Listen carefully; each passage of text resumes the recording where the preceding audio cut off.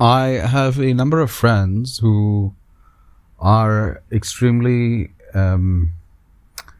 interested in longevity, and I guess that we're getting to that age, and secondly, I think a lot of the people that I tend to spend time with have already achieved some things in life, and death is the final challenge that they want to try and wrestle with.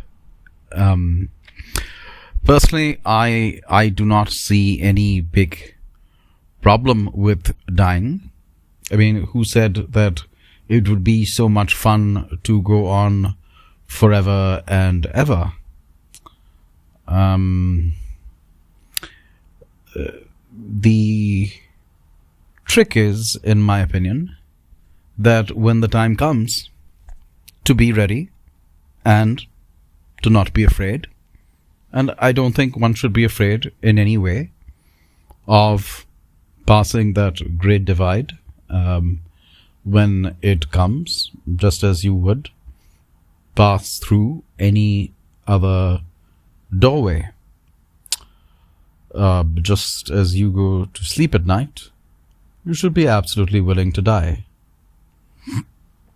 And I'm not saying this in a way that you should steel yourself before that horrible moment and just sort of muscle up your courage and put on a good front when the Grim Reaper drives up, parks his car in your driveway. The point is that you can only die well if you understand the system of waves, and if you understand that your disappearance as the form in which you think you are you, your disappearance as this particular organism, is simply seasonal. That you are just as much the dark space beyond death as you are the light interval called life. These are just two sides of the same coin, and you cannot have one without the other. You could not have life without death. You would not have death unless you had life to begin with.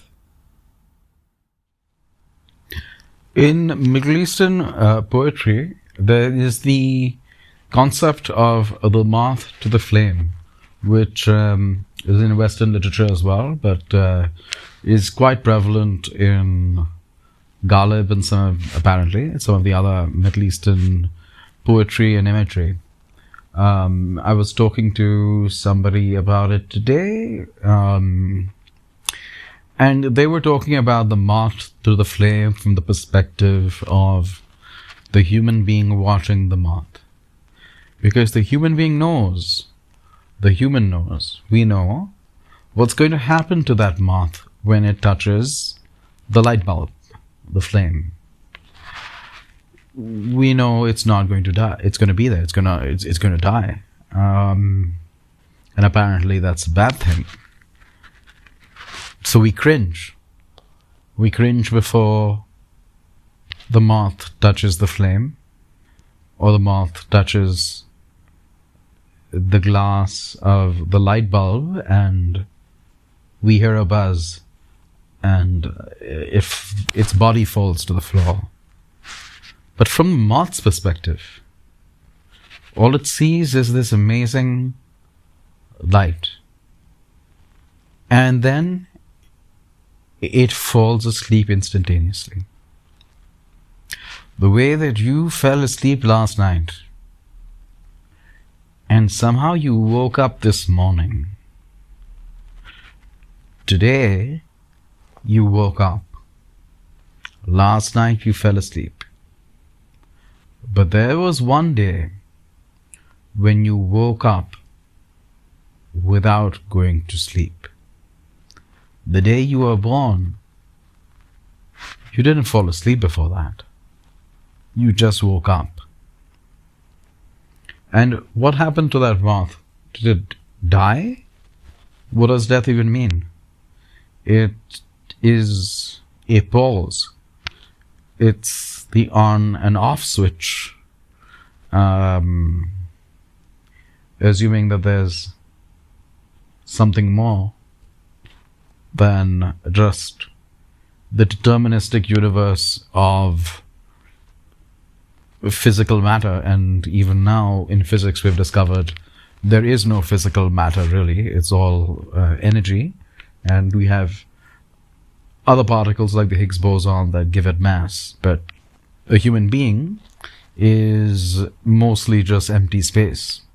If you took all the mass in a human being and you compressed it, it would be less than a head of a pin. As I heard recently, they said even a pope is 80% water.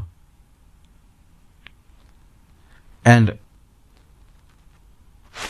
everyone is 99% empty.